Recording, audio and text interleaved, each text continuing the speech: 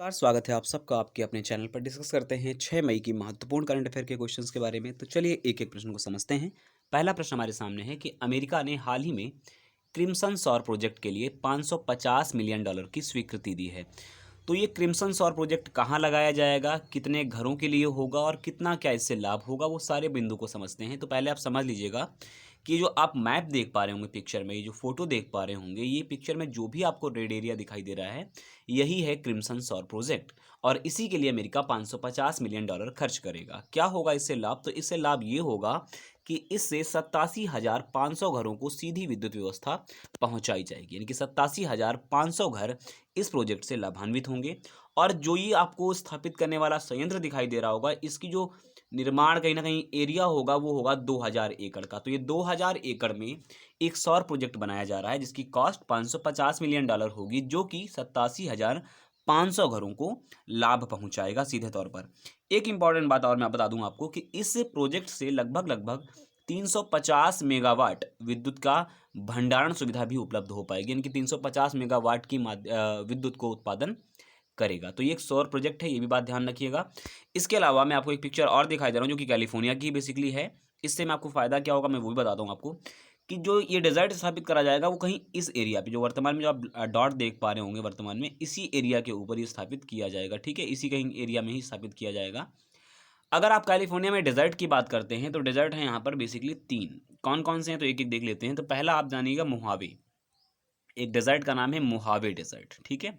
दूसरा डेज़र्ट का नाम यहाँ पे है कोलोराडो, जो कई बार एग्ज़ाम में आपसे पूछा जाता है कि कोलोराडो कौन से महाद्वीप में है, ऐसे भी पूछा जाता है। और कई बार आपसे पूछा जाता है कि बताइए भाई, कोलोराडो जो डेज़र्ट है वो किस स्थान पर स्थित है? इसके अलावा एक और है, उसका नाम है ग्रेट बेसिन। ग्रेट बेसिन ज़्यादा चर्चा में क्यों रहता है, मैं आपको बता दूँ कि आपसे पूछे कैलिफ़ोर्निया का ठंडा रेगिस्तान कौन-सा है?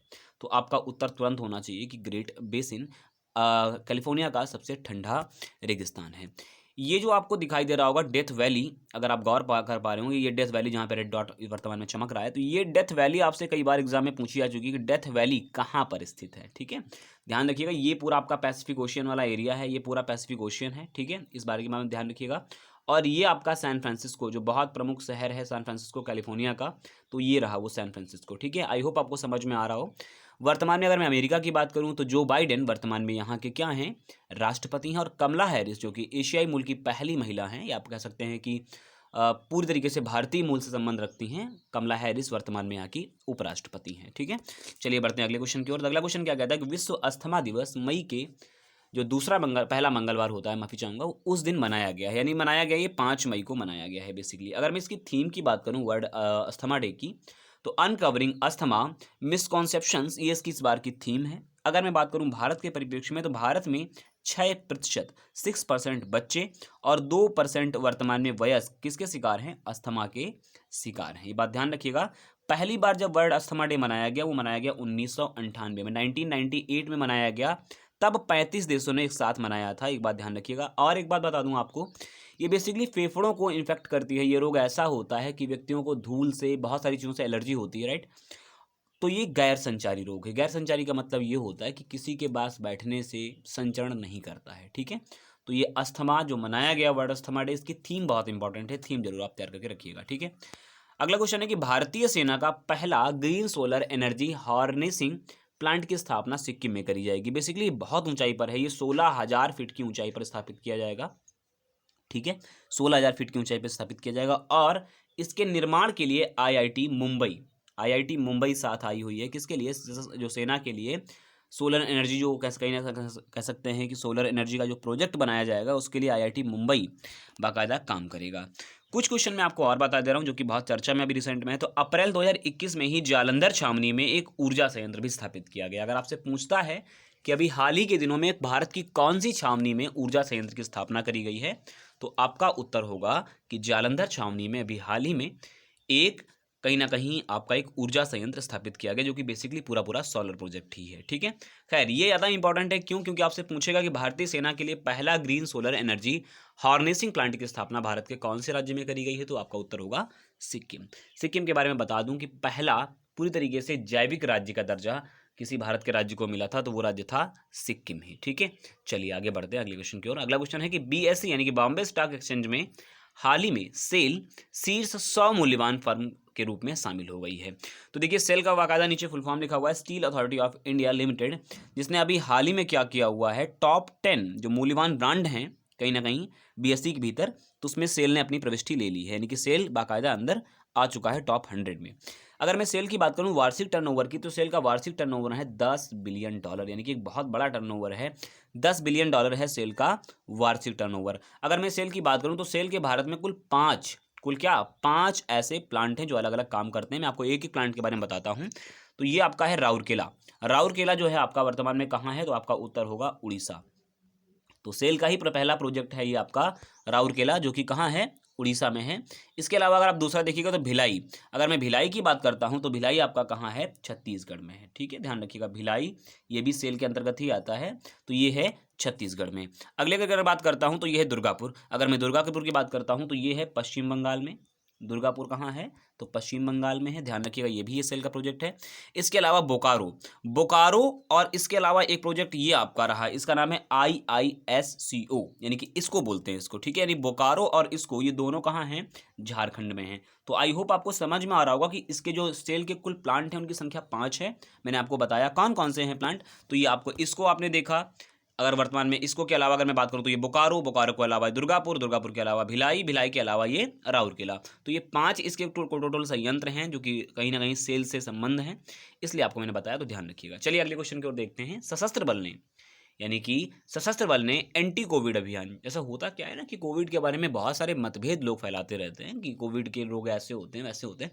ऐसी चीज़ों के लिए सशस्त्र बल ने एंटी कोविड एक अभियान चलाया। उस अभियान का नाम दिया है कोजीत, यानी कि कोजीत नाम का जो अभियान चलाया वो किसने चलाया, सशस्त्र बल ने। यानी कि लोग भ्रमित ना हो कोविड-19 को लेकर के, एक सटीक जागरूक मिशन चलाया जाएगा, उसका नाम दिया है कोजीत। तो आपसे पूछा जा सकता है कि कोविड-19 के ड्यूरेशन में भारतीय सशस्त्र बल ने कौन सा अभियान चलाया था, तो आप याद रखिएगा कि कोजीत। चलिए अगला देखते हैं। अगला क्वेश्चन क्या है कि मारिया रेशा को, ये जो आप पिक्चर में देख पा रहे होंगे यही है मारिया रेशा को, यूनेस्को विश्व प्रेस स्वतंत्रता पुरस्कार 2021 दिया गया है। तो मारिया रेशा को क्यों दिया गया, समझिएगा इस बात को लेकर के। मारिया रेशा जो हैं, इन्हें बहुत सारे ऐसे स्टिंग के लिए, बहुत सारे ऐसे इन्होंने खोजी पत्रकार के रूप में जानी जाती हैं। बेसिकली इन्होंने CNN में काफ़ी समय तक कार्य किया हुआ है। CNN एक प्रतिष्ठित न्यूज एजेंसी है। इसके अलावा अगर मैं बात करूं इस पुरस्कार की, तो इस पुरस्कार को एक अन्य नाम से जाना जाता है। आई होप उसको भी समझिएगा। पुरस्कार का एक नाम है गुइलेर्मो, मैं लिख दे रहा हूं जिससे कि आपको समझने में ज़्यादा आसानी आए। Guillermo Guillermo canoe, Guillermo canoe पुरस्कार। ठीक है, इस पुरस्कार को ये नाम ऐसा क्यों दिया गया, क्योंकि एक व्यक्ति थे, उनका नाम था, कोलंबिया के ही थे, उनका नाम था गुइलेर्मे कैनो इसाजा। उन्हीं के नाम पर इस पुरस्कार की स्थापना करी गई थी कि दुनिया भर में जो भी पत्रकार गण हैं, जो अच्छे अच्छे काम करते हैं, खोजी पत्रकार हैं, या कहीं ना कहीं किसी विशेष कहीं ना कहीं एक अभियान चला रखा है बहुत अच्छे अच्छे कामों के लिए, तो ऐसे पत्रकारों के लिए दिया जाता है। और आप सब जानते हैं कि वर्तमान में अगर प्रेस की स्वतंत्रता की बात करते हैं, गिने चुने देश हैं जो प्रेस की स्वतंत्रता वास्तव में बरकरार बनाए रखे हुए हैं। ठीक है, इंडिया में भी इतनी स्वतंत्र नहीं है प्रेस जितनी स्वतंत्र दिखाई देती है, राइट। तो मारिया रेसा जो आप पिक्चर में देख पा रहे हो, इन्हीं को ही यूनेस्को विश्व प्रेस फ्रीडम अवार्ड दिया गया है। अगर आपसे ऐसे ना पूछे, घुमाएं आपको, तो ध्यान रखिएगा कि Guillermo canoe world press freedom जो अवार्ड तो यार किसे दिया गया, तो अभी आपका उत्तर होना चाहिए मारिया रेशा। मारिया रेशा को ही ये पुरस्कार दिया गया। इस पुरस्कार की जो राशि होती है वो $25,000 होती है, $25,000 इस पुरस्कार की राशि होती है, और इनको वर्तमान में मारिया रेशा को ये पुरस्कार दिया गया है। अगला क्वेश्चन हमारा ये कि ममता बनर्जी ने CM पद की तीसरी बार शपथ ली है। शीला दीक्षित के बाद ये दूसरी महिला होंगी, इन्होंने लगातार तीसरा पद कार्यकाल बाकायदा पूरा करेंगी। हालांकि विधायक की सीट इनको दिखानी पड़ेगी क्योंकि नंदीग्राम से हार चुकी हैं, राइट। तो नंदीग्राम से हार चुकी हैं तो बाकायदा या तो ये विधान परिषद से जाएं, ठीक, या तो ये विधानसभा से कहीं विधायक की चुनाव दोबारा हो, अगर विधायक का सीट वीट खाली हो वहाँ से, ठीक है, वो अलग बात है, उसके ऊपर चर्चा नहीं करते। तो एक बात ध्यान रखना कि असेंबली में टोटल जो सीटें हैं वो हैं 294। ये बहुत ज़रूरी है, आपसे सबसे ज़रूरी प्रश्न बनेगा यही कि बताइए भाई, और जिनमें से 2 अलग नियुक्ति होते थे, उनकी बात तो नहीं करना मुझे, लेकिन याद रखना कि अगर आपसे सीटों की संख्या पूछता है तो 294, लेकिन बेसिकली चुनाव हुए कहाँ पर हुए, 292 सीटों पर। 292 में से 213 सीटें मिली हैं TMC को और 77 सीटें मिली हैं BJP को। यानी कि TMC ने पूर्ण बहुमत के साथ सरकार बनाई और बाकायदा आगे अपनी ममता बनर्जी वर्तमान में बतौर सीएम पद के रूप में इन्होंने शपथ भी ले ली है कल, ठीक है।